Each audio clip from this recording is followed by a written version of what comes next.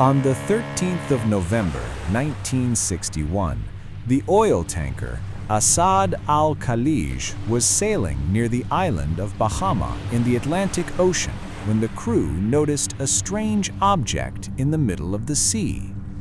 The oil tanker approached the object, which turned out to be a small boat. A man shouted and called for help. He was accompanied by a small child.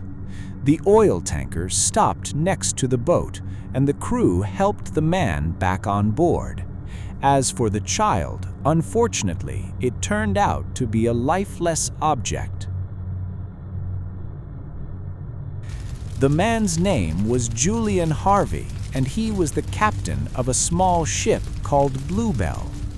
According to Captain Harvey, he and his wife were the tour guide for a small family called the Duperrault family. They had taken them on a sailing trip to the island of Bahama.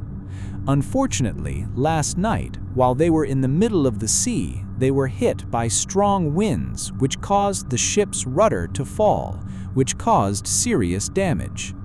It caused the ship's engine to burn out and completely drown. Harvey tried to save his wife and any of the family members, but unfortunately, he couldn't save any of them. Harvey could only save himself by using a life jacket. Harvey found a child wearing a life jacket close to the ship and was hoping it would still be alive, but when he found it, unfortunately, it was too late. Harvey spent the whole night on the lifeboat in the middle of the sea. Fortunately, the lifeboat was equipped with lifeboats for such situations. Fortunately for Harvey, he didn't need to spend a long time on the lifeboat and the oil spill on it on the second day. Harvey's story was painful. No one can imagine how painful the situation was for Bluebell's passengers. But what he didn't know about Harvey was that he wasn't the only survivor. Harvey didn't know that one of Bluebell's 7 passengers was also able to survive, and that the story told by the second survivor was completely different from the one told by Harvey. Dr. Arthur Duperrault used to dream of traveling around the world. He always talked to his wife, Jean, about his dream and his plan to spend months on the back of a ship, sailing with some people around the world. But since the big plan starts with small steps, Arthur and Jean decided to start with a smaller version of this trip. They decided to take the family on a vacation in the sea between the islands of Bahama. The couple were excited about this trip. Their plan was to take their 3 children, Brian, Terry Jo, and Renee, and drive their car from their home in Wisconsin to Fort Lauderdale in Florida. From there, they'd rent a private ship and spend a week on it in the middle of the sea between the islands of Bahama. It seemed like a great family vacation plan. The family arrived in Florida, and from there they rented a small ship called Bluebell. Bluebell was prepared for this type of trip. It had sleeping rooms and accommodation for the comfort and luxury of the family. The ship was led by Captain Julian Harvey. Harvey was a former pilot and now a sailor, and had years of experience in sea and air navigation. With Harvey's company was his new wife, Mary, who was a journalist and flight attendant. She was the flight attendant and cook on this trip. The family loved the ship and were excited to spend their vacation on it. They agreed with the owner of the ship that they'd rent it for a week. They boarded the ship and began their trip on November 6, 1961. The family used to move between the islands to visit the islands they liked and stay there as long as they liked.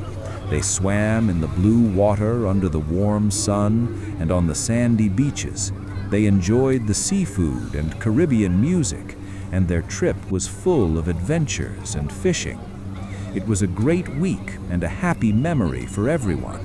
except for the unexpected events that happened on the last night of the trip and on the way back to Florida.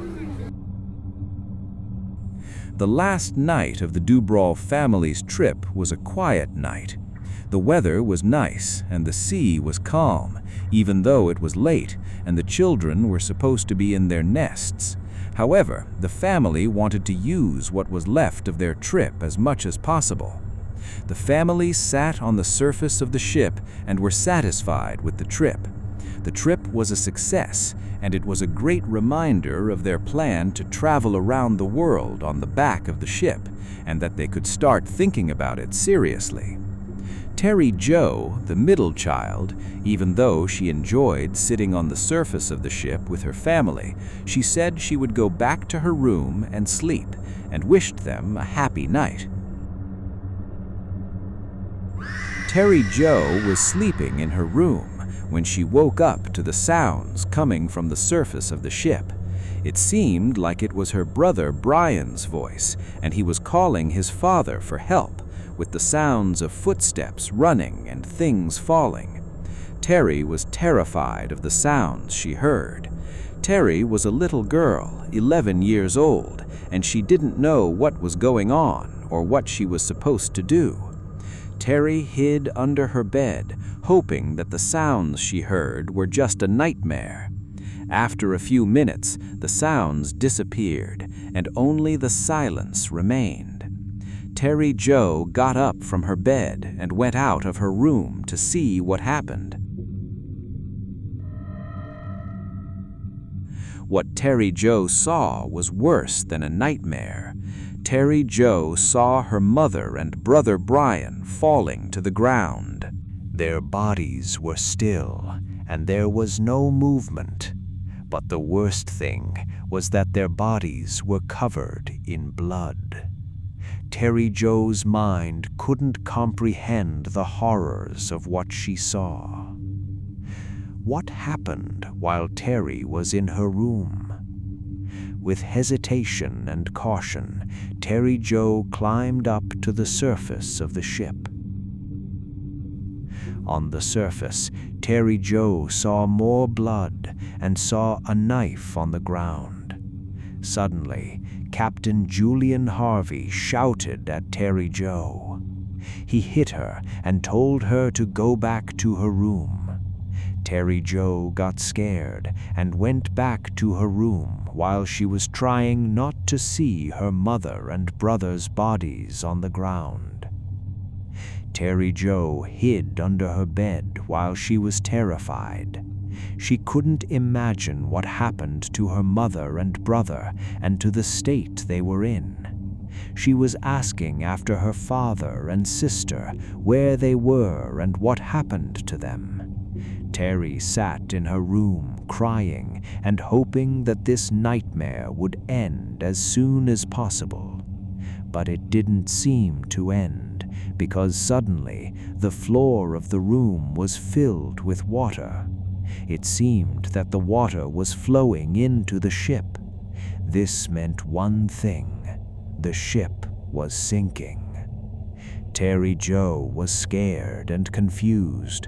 Would she sit in the room and drown with the ship, or get out of the room and get in the middle of whatever was happening outside the room? Suddenly, the door of the room opened, and Terry Jo saw Captain Julian Harvey looking at her silently from outside the room with a gun in his hand. It seemed like a rifle. Harvey kept looking at Terry Jo for a while, as if he was thinking and trying to decide what to do with her. Terry was terrified from the inside and had no idea what could happen to her. Harvey made a decision and left without saying a word.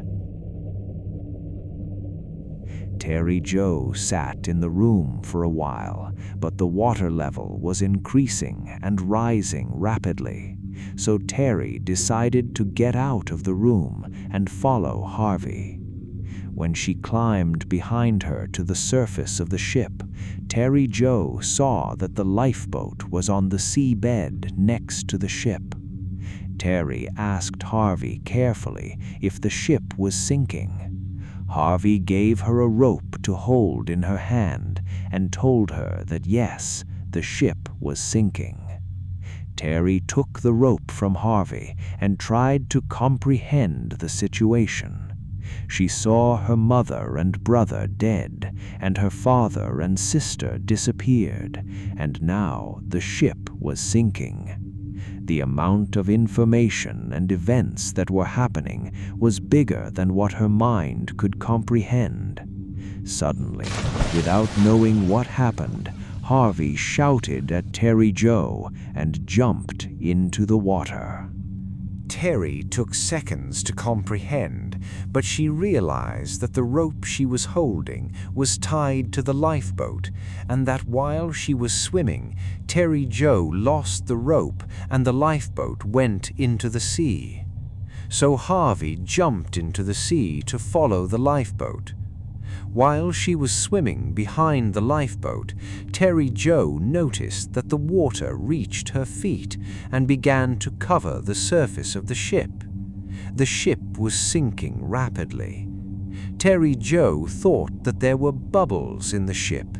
The bubbles were a white ring made of feathers. In the middle, there was a rope made of ropes.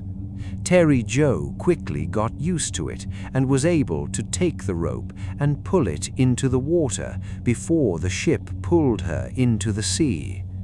Terry grabbed the bubbles and pulled her into the ocean. Terry climbed on top of the bubbles and jumped on the rope. She was confused. She didn't know what to do. The world around her disappeared, and there was only the sky and the sea left. Terry Jo didn't have a lamp or a map or any way to go to the lifeboat. She had no food or water, and she was completely drenched, and she felt very cold. But what was really bothering her was her family. She spent the night on the lifeboat, crying and praying to God that she would be kind to herself and her family. The second day came, and although the sun came out and everything lit up, there was nothing but the sky and the sea, without any sign of dryness or anything that could save her. Terry's skin was burning because of the constant exposure to the sun and the salt. The heat was intense, and the hunger and thirst were worse, and Terry needed a miracle to save her. Suddenly, Terry heard something different than the sound of waves. It was a mechanical and familiar sound coming from the sky. Terry raised her head and saw a plane flying over her. This was the miracle that Terry Jo was waiting for. Terry Jo screamed for her. She waved her hands and tried to draw her attention to the plane. Terry screamed louder. She had to draw their attention. This could be her only chance of survival, and if she missed it, it would be the end. Terry screamed louder. She waved her hands and legs and her whole body, but it didn't seem to be of any use. The plane continued its journey, and Terry Jo remained in the sea. Terry Jo was tired and exhausted. She was hungry and thirsty, and still didn't have any idea if there was any way to survive. Unfortunately, the plane, which seemed to be the miracle that she was waiting for, flew over her without her noticing. Getting another miracle seemed impossible. Terry Jo spent most of her time closing her eyes to the sun's rays and opening them from time to see if there was any change in the scenery around her. But the scenery was always the same. It didn't change until Terry saw something in the sky. It seemed high and different from the rest of the scenery. Terry focused on it, and it seemed like an island. Is it possible that another miracle happened? Terry gathered her strength and tried to reach the island with her hands. When she got closer, the island disappeared again, and the scenery remained the way it was: sky and sea. It seems that exhaustion began to affect Terry, and she began to wonder and imagine things that didn't exist. Terry Jo remained confused. Her body was broken, and she was seeing things that didn't exist. She began to believe that her end was very near.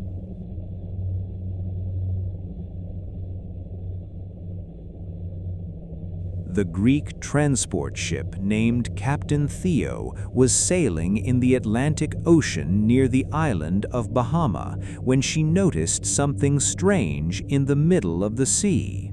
It was watching the sun's rays on the waves of the sea, which formed a white spot on the water. The spot was supposed to remain for a few seconds and then disappear, depending on the movement of the water and the location of the ship. But a member of the crew noticed that one of the spots was still in its place and didn't disappear. When he focused on it, he couldn't believe what he was seeing.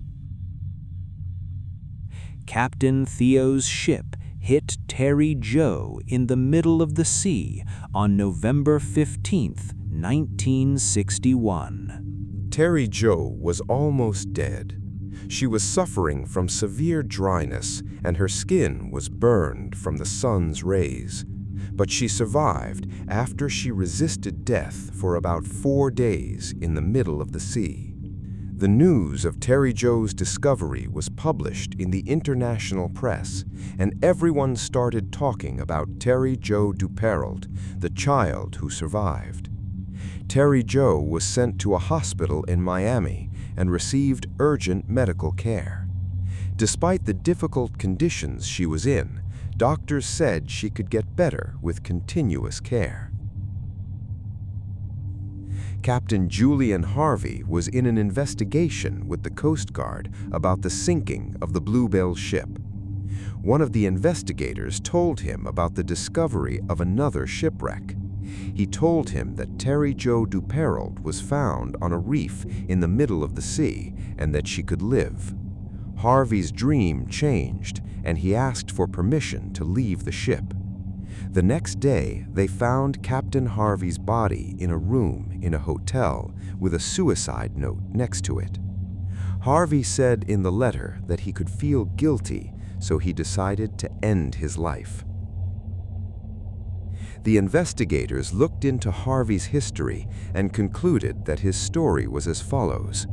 Mary, his wife, was not the first wife of Harvey. In fact, she was his 6th wife.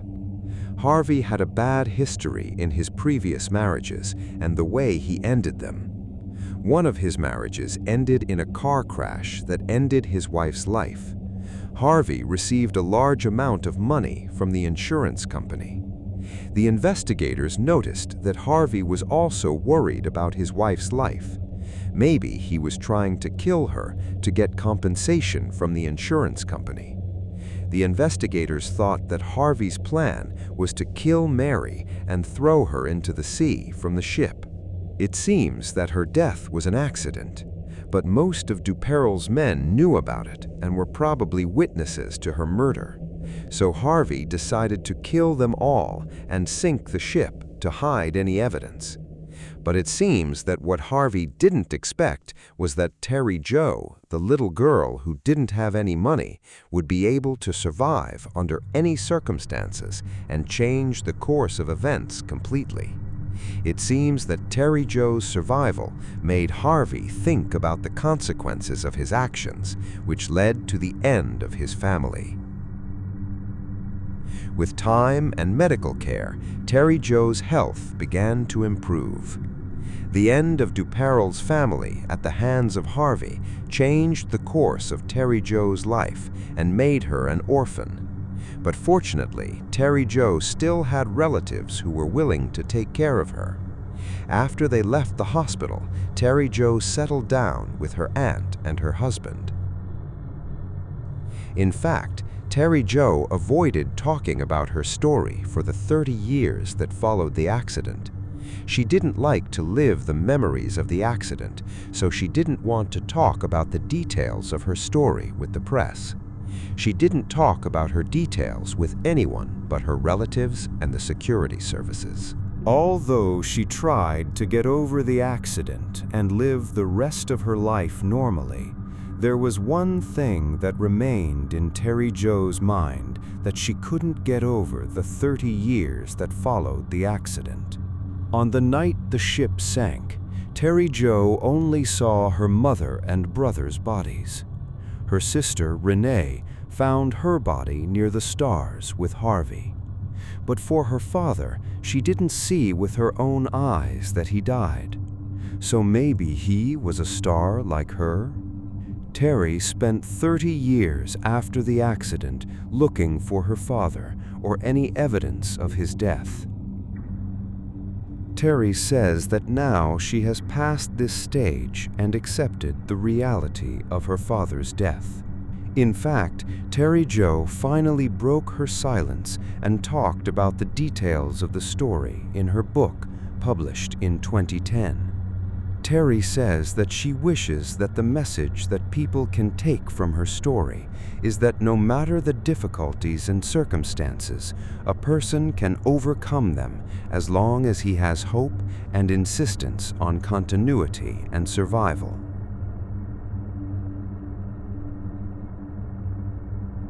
There is a discussion about Harvey when he gave Terry Jo the rope. What was he trying to do? Was he trying to save her with him? Or was he trying to deceive her, to sink her with the rest of the ship? What was his intention? Let us know in the comments.